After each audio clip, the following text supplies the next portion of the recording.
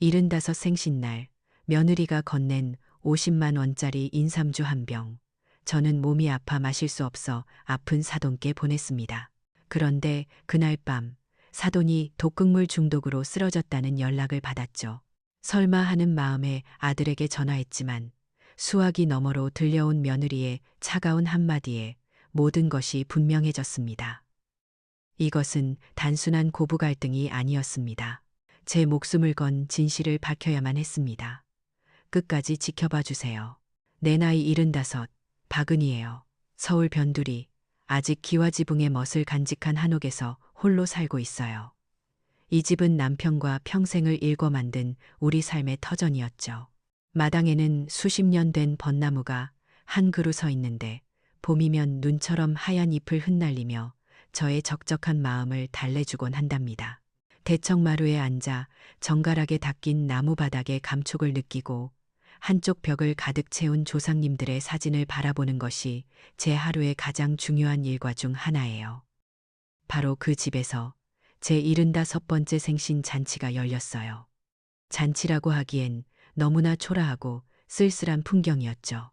예전 같았으면 북적거렸을 손님들은 온데간데 없고 휑한 거실에는 차가운 공기만이 감돌았어요. 한옥의 고즈넉한 아름다움이 오히려 제 마음을 더 시리게 만드는 날이었죠. 현대식 아파트에 사는 아들 내외에게는 이 넓은 한옥이 그저 낡고 불편한 옛날 집일 뿐이었으니까요. 제 아들, 한지훈. 착하고 순한 아이였지만 지금은 그저 아내와 어머니 사이에서 어쩔 줄 몰라 하는 무기력한 중년의 남자가 되었어요. 그리고 제 며느리, 최유진. 저와는 참 다른 사람이죠. 약학을 공부하다가 그만두고 지금은 인터넷으로 물건을 파는 일을 한다고 들었어요. 온라인 마케팅이라던가요.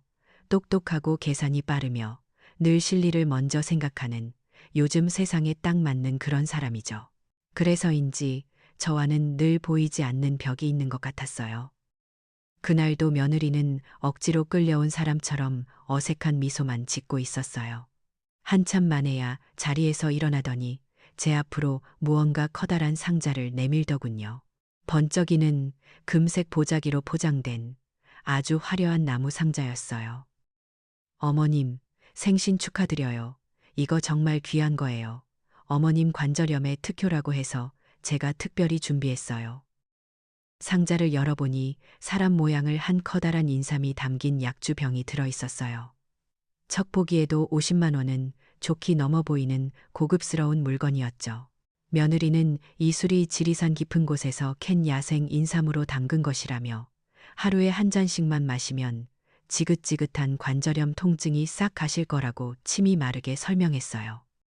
하지만 저는 그 선물이 조금도 반갑지 않았어요. 오히려 마음 한구석이 서늘해지는 기분이었죠. 저는 혈압도 높고 심장도 좋지 않아 의사 선생님이 술은 물론이고 약주 같은 것도 절대 입에 대면 안 된다고 신신당부를 했거든요. 며느리가 그 사실을 모를 리가 없는데 어째서 이런 선물을 했을까요?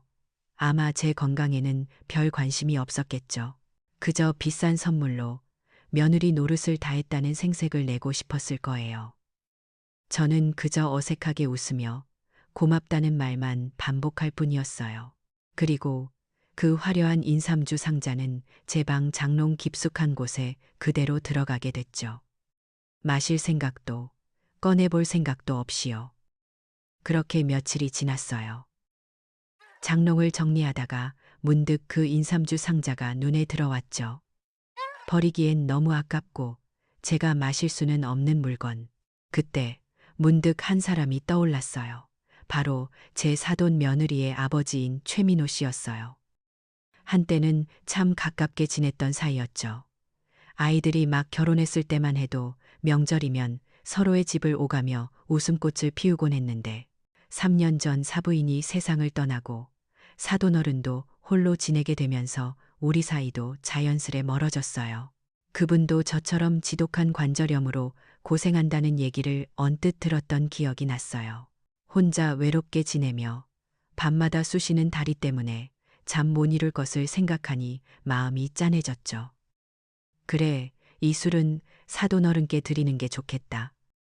저에게는 무용지물이지만 사돈어른께는 정말 좋은 약이 될 수도 있겠다는 생각이 들었어요. 멀어진 두 집안 사이를 다시 이어주는 좋은 계기가 될 수도 있겠고요.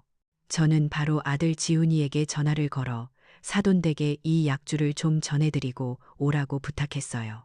아들은 제 뜻을 듣더니 아주 좋은 생각이라며 흔쾌히 그러겠다고 했어요. 아마 아들도 아내와 저, 그리고 처가와의 서먹한 관계가 내심 마음에 걸렸던 모양이에요. 그 주 일요일 오후, 아들은 제 부탁대로 인삼주를 들고 사돈댁을 찾아갔어요. 저는 이제야 귀한 물건이 제 주인을 찾아갔구나 싶어 마음이 한결 가벼워졌죠. 하지만 그 평화는 그리 오래가지 않았어요. 그날 밤, 10시가 조금 넘은 시간이었을 거예요. 요란하게 울리는 전화벨 소리에 잠이 깼어요. 지훈이었어요. 아이의 목소리가 다급하게 떨리고 있었죠. 어머니, 큰일 났어요. 장인어른이 쓰러지셨어요. 사돈어른이 저녁에 제가 보낸 그 약주를 딱 한 잔 드시고는 갑자기 쓰러져 지금 대학병원 응급실에 실려갔다는 거예요. 제 심장이 쿵 하고 내려앉는 것 같았어요. 잠이 확 달아나고 온몸이 사시나무처럼 떨려왔죠. 급하게 옷을 챙겨 입고 병원으로 달려가는 내내 제발 아무 일 없기만을 간절히 기도했어요. 응급실은 그야말로 아수라장이었어요. 날카로운 기계음과 다급한 의료진들의 발걸음 소리, 여기저기서 터져 나오는 환자들의 신음소리로 가득했죠. 한참 만에 찾은 사돈어른은 온갖 기계장치를 주렁주렁 매단 채 의식 없이 누워 있었어요. 그리고 잠시 후 의사가 저와 아들 내외를 불러 세웠어요. 그의 표정은 매우 심각했죠. 급성 간부전과 신부전입니다. 약물이나 독초 같은 것에 중독된 것으로 보입니다. 현재로서는 상태가 매우 위중해서 마음의 준비를 하셔야 할 것 같습니다. 의사의 말이 끝나자마자 세상이 무너지는 듯한 충격에 휩싸였어요. 머릿속이 하얗게 비어버리고 아무 생각도 할 수 없었죠. 그저 독초 중독이라는 단어만이 귓가에 섬뜩하게 맴돌 뿐이었어요. 어째서 약주 한 잔에 사람이 목숨을 잃을 지경까지 이르게 된 걸까요? 제 선한 의도가 끔찍한 비극을 불러왔다는 사실에 죄책감과 공포가 온몸을 휘감았습니다. 정신없이 병원 복도를 서성이다 보니 어느새 창밖으로 희미하게 동이 트고 있었어요. 밤새 한숨도 자지 못했지만 조금도 피곤하지 않았죠. 온몸에 신경이 곤두서서 금방이라도 끊어질 듯 팽팽했어요. 독초 중독이라는 의사의 말이 마치 고장난 녹음기처럼 머릿속에서 끊임없이 반복됐거든요. 착하고 성실하게만 살아온 사돈어른이 대체 왜 무슨 이유로 그런 끔찍한 일을 당해야만 하는지 도무지 이해할 수가 없었어요. 혼란스러운 머릿속을 정리하려 했으며 저는 다시 아들에게 전화를 걸었어요. 밤새 경황이 없어 제대로 상황 설명도 못한 것 같아서요. 몇 번의 신호음 끝에 잠이 덜 깬 지훈이의 목소리가 들려왔죠. 저는 최대한 침착하게 의사에게 들은 말을 그대로 전했어요. 단순한 식중독이 아니라 누군가 약주에 독을 넣은 것 같다고요. 아들의 숨소리가 거칠어지는 게 수화기 너머로도 느껴졌어요. 그런데 바로 그 순간이었어요. 아들의 목소리 뒤로 아주 작지만 날카로운 며느리의 목소리가 들려온 것이 어머니가 드셨어요? 그 한마디에 제 심장이 얼어붙는 것만 같았어요. 온몸에 피가 차갑게 식는 느낌이었죠. 지금 자기 아버지가 생사를 헤매고 있는데 며느리의 첫 질문은 시어머니인 제가 그 술을 마셨는지 여부였어요. 걱정이 아니었어요. 그건 마치 계획이 틀어졌는지를 확인하는 듯한 그런 차가운 질문이었어요. 제가 대답할 사이도 없이 며느리의 속삭임이 이어졌죠. 아버지가 왜 마셔? 왜 하필? 말끝을 흐리는 그 소리에 저는 등골을 타고 소름이 돋는 것을 느꼈어요. 왜 하필 아버지냐니. 그 말은 마치 정해진 사람, 원래 마셨어야 할 사람이 따로 있었다는 뜻처럼 들렸거든요. 그 순간 제 머릿속에서 무언가 툭 하고 끊어지는 소리가 났어요. 생신날 제 건강 상태는 아랑곳하지 않고 굳이 약주를 선물하던 며느리의 어색한 미소. 그 모든 것이 섬광처럼 스쳐 지나가며 끔찍하고 믿을 수 없는 하나의 가설을 만들어내기 시작했어요. 저는 더 이상 아무 말도 할 수 없었어요. 서둘러 전화를 끊고 멍하니 복도 벽에 기댔죠. 평생을 믿어온 가족이라는 단어가 발밑에서부터 산산조각 나는 기분이었어요. 이건 단순한 사고가 아닐지도 모른다는 끔찍한 의심이 독버섯처럼 마음속에서 피어오르기 시작했습니다. 그날 오후, 저는 거의 홀린 사람처럼 집으로 돌아왔어요. 따스하고 정겹던 나의 집이 그날따라 낯설고 차갑게만 느껴졌죠. 저는 곧장 안방 장롱으로 향해 그 화려한 나무 상자를 꺼냈어요. 손이 부들부들 떨렸지만 저는 상자를 열고 안을 샅샅이 살피기 시작했어요. 부드러운 비단천을 걷어내고 상자 구석구석을 손가락으로 더듬었죠. 그리고 마침내 상자 바닥에 깔린 얇은 천 밑에서 무언가 손끝에 걸리는 것을 느꼈어요. 조심스럽게 천을 들어 올리자 그곳에는 아주 작은 한지 주머니가 교묘하게 숨겨져 있었어요. 심장이 미친 듯이 뛰기 시작했죠. 떨리는 손으로 주머니를 열어보니 안에는 고운 흰색 가루가 소량 남아 있었어요. 이제 더 이상 외면할 수 없었어요. 저는 이 끔찍한 진실을 제 눈으로 확인해야만 했어요. 저는 곧장 병원으로 다시 달려갔어요. 그리고 사돈어른이 입원해 있는 중환자실 근처를 맴돌다가 간호사가 잠시 자리를 비운 틈을 타 몰래 처치실로 들어갔죠. 다행히 사돈이 마셨던 술잔이 증거물로 보관되어 있었어요. 저는 미리 준비해간 작은 약병에 술잔에 남아있던 액체를 조심스럽게 옮겨 담았어요. 이제 제 손에는 2개의 증거물이 들려 있었죠. 상자에서 나온 의문의 흰가루, 그리고 사돈이 마신 약주. 이걸 들고 어디로 가야 할까? 경찰서? 하지만 아직 확실한 증거도 없이 며느리를 의심한다고 말할 수는 없었어요. 그때 제 머릿속에 단 한 사람의 얼굴이 떠올랐어요. 30년 지기 친구이자 지금은 대학에서 한의학을 가르치고 있는 김상철 교수. 남편의 오랜 벗이었고 우리 가족의 건강을 평생 돌봐준 고마운 친구였죠. 그 사람이라면 이 끔찍한 의문을 풀어줄 수 있을 거란 확신이 들었어요. 저는 곧장 상철이의 연구실로 향했어요. 저를 본 친구는 대번에 제 얼굴에 들이운 그늘을 알아차렸죠. 저는 아무 말 없이 제가 가져온 한지 주머니와 약병을 테이블 위에 올려놓았어요. 그리고 밤새 겪었던 모든 일, 며느리의 차가운 질문부터 상자에서 발견한 가루까지 모든 것을 털어놓았죠. 제 이야기를 듣는 내내 상철이는 굳은 표정으로 침묵을 지켰어요. 이야기가 끝나자 그는 조용히 고개를 끄덕이며 말했죠. 알겠네. 내가 가진 장비로 최대한 빨리 분석해보겠네. 며칠만 기다려주게. 그 며칠이 제 인생에서 가장 길고 고통스러운 시간이었어요. 세상 모든 소음이 차단된 채 오직 전화벨 소리만을 기다리는 지옥 같은 시간이었죠. 아들에게서는 계속 전화가 왔지만 저는 참아 받을 수가 없었어요. 뭐라고 말을 해야 할지 몰랐거든요. 그리고 사흘째 되던 날 오후 드디어 상철이에게서 전화가 걸려왔어요. 그의 목소리는 그 어느 때보다 무겁고 심각했죠. 은희야, 내 말 잘 듣게. 자네가 가져온 술과 가루에서 맹독성 한약재인 오두 성분이 다량 검출되었네. 오두, 바로 투구꽃의 뿌리였어요. 사약의 재료로 쓰일 만큼 맹렬한 독초죠. 상철이는 인삼과 섞어 특유의 쓴맛을 감추려 한 흔적까지 보인다고 덧붙였어요. 저는 수화기를 든 채 그 자리에 얼어붙었어요. 친구의 마지막 말이 제 심장의 비수처럼 날아와 밝혔습니다. 이건 절대 사고가 아니야, 은희야. 이건 치료 목적으로는 절대 사용할 수 없는 명백한 치사량일세.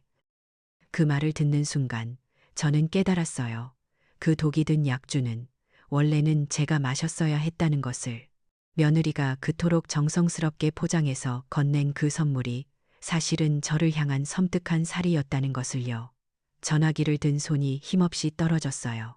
더 이상 눈물도 나오지 않았죠. 제 평생을 바쳐 이룬 나의 가족, 나의 아들, 그리고 며느리가 나를 배신했다는 차가운 진실 앞에서 저는 속수무책으로 무너져 내리고 있었습니다. 며칠 동안 저는 집 밖으로 한 걸음도 나가지 않았어요.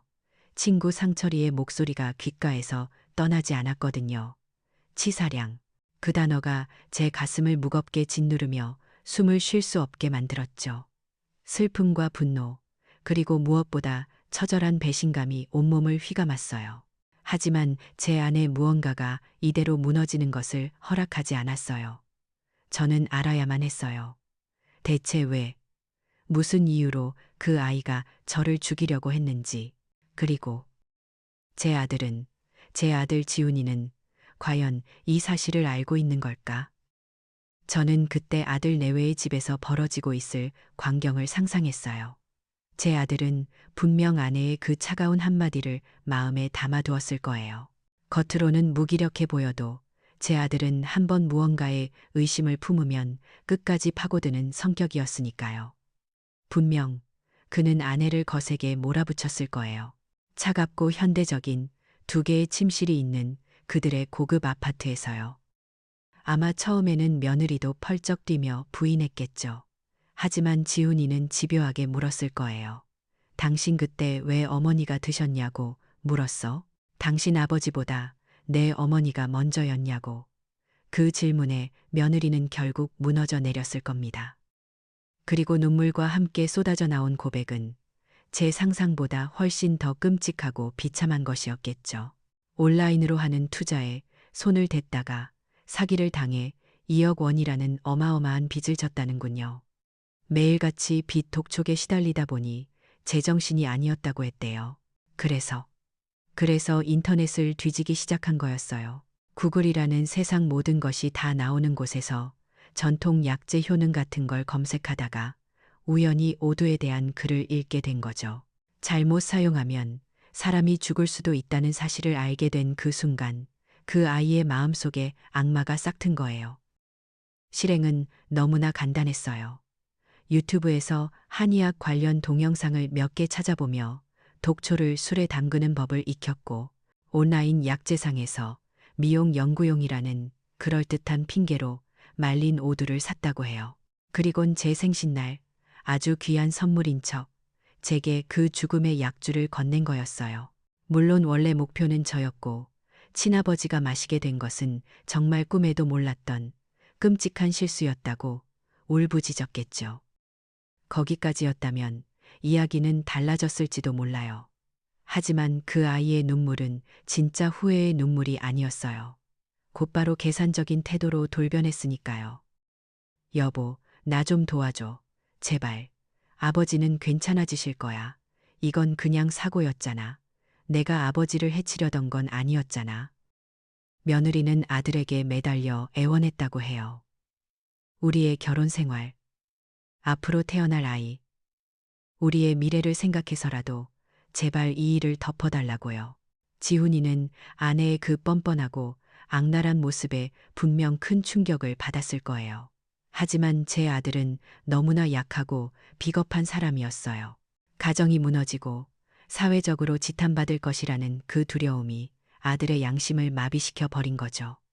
결국 제 아들은 아내의 죄를 덮어주기로 결심하고야 말았어요. 그 사실을 모르는 저는 며칠을 끙끙 앓다가 한 가지 결심을 했어요. 직접 며느리를 만나 마지막 기회를 주기로요. 만약 그 아이가 제 앞에서 무릎 꿇고 모든 것을 고백하고 진심으로 용서를 구한다면 어쩌면 아주 만약에 가족 안에서 이 문제를 해결할 수 있지 않을까 하는 신락 같은 희망을 품었던 거예요. 어머니의 어리석은 마음이었죠. 저는 일부러 아들이 없는 시간을 골라 아들 내외의 아파트로 향했어요. 비밀번호를 누르고 문을 열자 차가운 공기가 저를 맞았죠. 집은 텅 비어 있었어요. 그런데 거실 한가운데 며느리의 노트북이 소파 위에 아무렇게나 펼쳐져 있었어요. 화면이 환하게 켜진 채로요. 무언가에 이끌리듯 저는 노트북 앞으로 다가갔어요. 화면에는 오두 독성 연구라는 끔찍한 제목의 파일이 열려 있었죠. 심장이 쿵 바닥으로 떨어지는 것 같았어요. 화면에는 모든 것이 다 적혀 있었어요.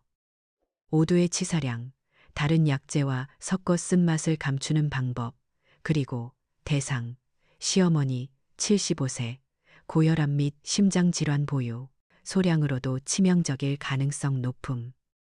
그것은 한 인간이 다른 인간을 죽이기 위해 얼마나 치밀하고 냉정하게 준비했는지를 보여주는 피 한 방울 없는 살인의 계획서였어요. 그 순간 제 안에 남아있던 마지막 희망의 불씨가 완전히 꺼져버렸습니다. 저는 더 이상 망설이지 않았어요.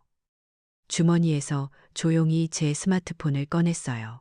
그리고 떨리는 손을 애써 진정시키며 노트북 화면에 떠 있는 모든 내용을 한 장 한 장 빠짐없이 사진으로 찍기 시작했어요. 찰칵 찰칵 하는 작은 소리가 텅 빈 아파트 안에서 유난히 크게 울리는 것 같았죠. 처음에는 이 문제를 가족 안에서 해결하고 싶었어요. 하지만 이 명백한 증거 앞에서 이제 그런 미련은 사라졌어요. 이것은 더 이상 가족의 문제가 아니었어요. 한 사람의 목숨을 노린 용서받을 수 없는 범죄였죠. 이 사진들이 이제 곧 시작될 길고 고통스러운 싸움에서 저를 지켜줄 유일한 무기가 될 것이라는 것을 직감했습니다. 스마트폰에 담긴 사진들은 단순한 증거가 아니었어요. 그건 제 아들, 그리고 며느리와 저 사이에 놓인 결코 건널 수 없는 강과도 같았죠. 모든 희망이 사라진 자리에 차갑고 단단한 무언가가 제 마음속에 자리 잡기 시작했어요. 하지만 그럼에도 불구하고 저는 어머니였습니다. 제 손으로 아들 내외의 인생을 망가뜨리기 전에 마지막으로 단 한 번의 기회를 더 주기로 결심했어요. 사람이 아닌 짐승이라도 제 새끼에게는 마지막 미련을 버리지 못하는 어미의 마음이었을까요? 저는 다시 한번 아들이 없는 시간을 틈타 그들의 아파트로 향했습니다. 초인종을 누르자 문을 열고 나온 며느리의 얼굴은 핏기 없이 하얗게 질려 있었죠. 아마 그날 이후로 잠 한숨 제대로 못 잤을 테지요. 저는 거실 소파에 마주 앉아 조용히 입을 열었어요. 제 목소리가 제 귀에도 낯설게 들릴 만큼 차분하고 낮게 깔려 있었죠. 저는 그 아이에게 모든 것을 알고 있다고 말했어요. 약주에 들어있던 독, 그리고 그 목표가 저였다는 사실까지요. 그러면서 마지막 기회를 주겠다고 했어요. 지금이라도 모든 것을 인정하고 병원에 누워있는 자기 아버지와 저에게 진심으로 사죄한다면 용서는 할 수 없겠지만 법의 심판을 받게 하는 대신 다른 길을 생각해 볼 수도 있다고 어미의 마지막 정으로 회유하려 했습니다. 하지만 제 예상은 완전히 빗나갔어요. 제 말이 끝나자마자 며느리의 눈빛이 순식간에 돌변하더군요. 두려움에 떨던 겁먹은 짐승의 눈이 순식간에 독사의 눈으로 변했어요. 어머님, 지금 무슨 말씀을 하시는 거예요? 제가 어머님을 해치려 했다니요? 이건 명백한 모함이에요. 그 아이는 갑자기 목소리를 높이며 자기는 아무것도 모른다고 딱 잡아댔어요. 그 약주는 유명한 가게에서 산 것뿐이며 만약 문제가 있다면 그 제조사를 상대로 소송을 걸 거라고까지 하더군요. 자신이 오두라는 독초에 대해 알 리가 있겠냐며 인터넷에서 찾은 건 전부 미용에 관련된 연구 자료였을 뿐이라고 소리쳤어요. 거기서 그치지 않았어요. 그 아이는 오히려 저를 공격하기 시작했죠. 제가 평소에 자기를 미워하고 구박하더니 이제는 재산을 가로채려고 이런 말도 안 되는 누명을 씌우는 거라면서요. 이 일을 계속하면 저를 명예훼손과 무고죄로 역고소해서 평생 감옥에서 썩게 만들겠다고 악을 쓰는데 그 순간 저는 깨달았어요. 아, 이 아이에게는 양심이라는 것이 아예 없구나. 자기 아버지가 죽어가는 와중에도 자신의 죄를 뉘우치기는커녕 어떻게든 빠져나갈 궁리만 하는구나. 바로 그때였어요. 현관문 비밀번호 누르는 소리가 들리더니 아들 지훈이가 집 안으로 들어왔어요. 핏발선 눈으로 저와 아내를 번갈아 보더군요. 저는 마지막 희망을 걸고 아들을 바라봤어요. 지훈아, 제발 너라도 정신 차려라. 하지만 제 아들은 제 기대를 처참하게 무너뜨렸습니다. 그는 제게 단 한마디도 묻지 않았어요. 곧장 아내의 곁으로 달려가 그녀의 어깨를 감싸 안으며 저를 원망스러운 눈으로 쏘아보았죠. 어머니, 제발 그만하세요. 어머니가 뭘 오해하고 계신 것 같은데 저희 집사람 그런 사람 아니에요. 제발 일 크게 만들지 마시고 이쯤에서 그만두세요. 네? 가족의 명예를 운운하며 제발 이 일을 그냥 덮고 넘어가자는 아들의 말에 저는 온몸에 힘이 빠져나가는 것을 느꼈어요. 그리고 아들은 제 눈앞에서 용서받을 수 없는 행동을 하고야 말았죠. 아내는 소파 위에 놓인 노트북을 황급히 닫았고 아들은 그 노트북을 빼앗아 들고는 무언가 파일을 지우려는 듯 다급하게 움직이기 시작했어요. 제 눈앞에서 제 아들이 범죄의 증거를 인멸하며 아내의 완벽한 공범이 되는 순간이었어요. 저는 그 자리에서 조용히 일어나 아무 말 없이 그 집을 나왔습니다. 이제 모든 것이 끝났다는 것을 알았으니까요. 그 후 며칠 동안 저는 지옥 같은 시간을 보냈어요. 그러던 어느 날 집에 돌아와 보니 무언가 이상한 낌새가 느껴졌죠. 분명히 서랍 안에 넣어두었던 선물 상자에서 나왔던 그 작은 한지 주머니가 감쪽같이 사라진 거예요. 현관문을 살펴보니 억지로 연 흔적은 없었지만 열쇠 구멍 주변에 전에는 없던 미세한 흠집이 나 있었어요. 등골이 오싹해졌죠. 예비 열쇠. 제 아들은 제 집에 몰래 들어와 증거를 훔쳐갔던 겁니다. 그리고 바로 그날 밤, 제 결심을 완전히 굳히게 만든 마지막 사건이 일어났어요. 늦은 밤, 누군가 현관문 틈으로 봉투 하나를 밀어넣고 사라졌어요. 떨리는 손으로 봉투를 열어보니 안에는 제 집 대문을 찍은 사진 한 장과 컴퓨터로 타이핑된 짧은 문장이 들어 있었죠. 선을 넘지 마시오. 더 이상 망설일 필요가 없었어요. 이것은 단순한 범죄 은폐가 아니라 저에 대한 명백한 협박이었으니까요. 아들과 며느리는 이제 저를 어머니가 아닌 자신들의 범죄를 폭로할 적으로 규정한 겁니다. 이대로 가다가는 제 목숨마저 위험해질 수 있겠다는 생각이 들었죠. 저는 서랍 깊숙한 곳에 보관해 두었던 모든 것을 꺼냈습니다. 김 교수의 독극물 분석 결과 보고서, 그리고 제 스마트폰에 담긴 그날의 노트북 화면을 찍은 수십 장의 사진들. 이것들이 이제 저를 지켜줄 유일한 방패이자 그들을 심판대에 세울 가장 날카로운 창이 될 겁니다. 더 이상 가족이라는 이름에 얽매이지 않겠어요. 이제는 법과 정의라는 더 큰 이름에 이 모든 것을 맡기기로 했습니다. 경찰서에 고소장을 내고 집으로 돌아온 날, 저는 비로소 며칠 만에 깊은 잠을 잘 수 있었어요.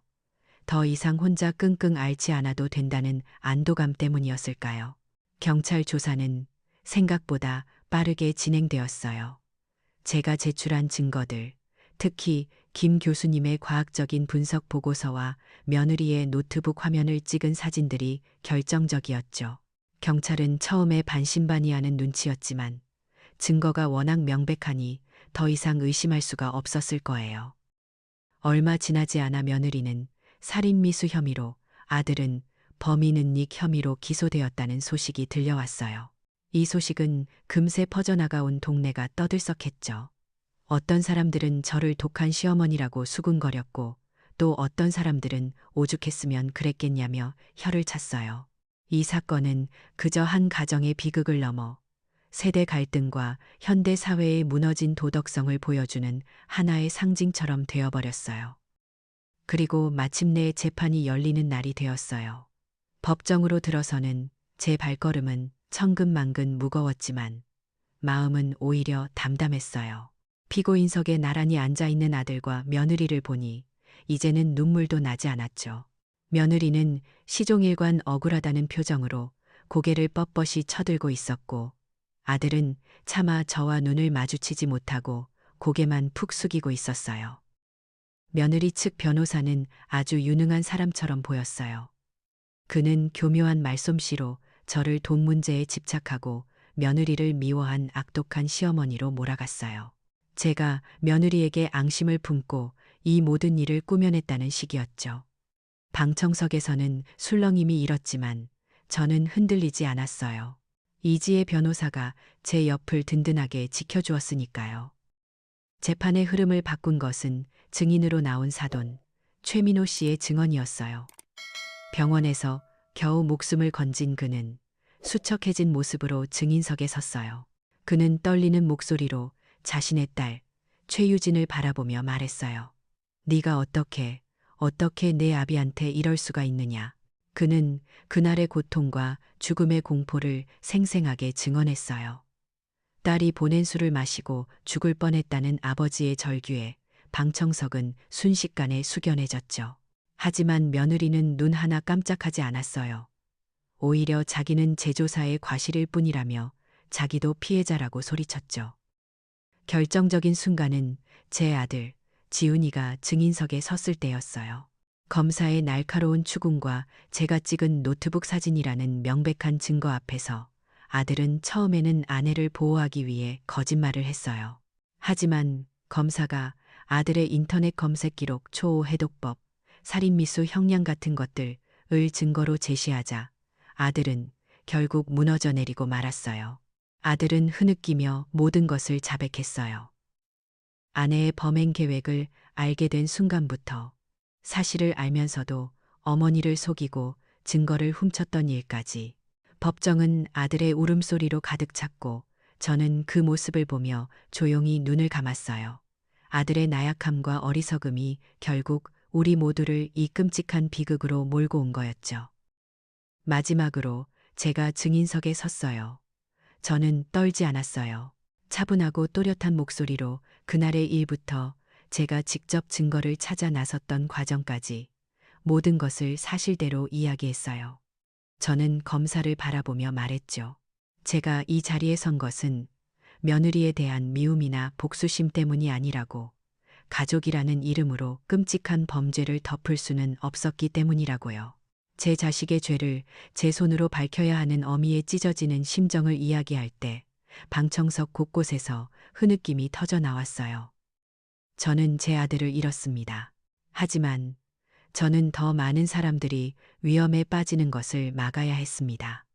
제 마지막 한마디는 법정 안에 모두에게 깊은 울림을 남겼을 거예요.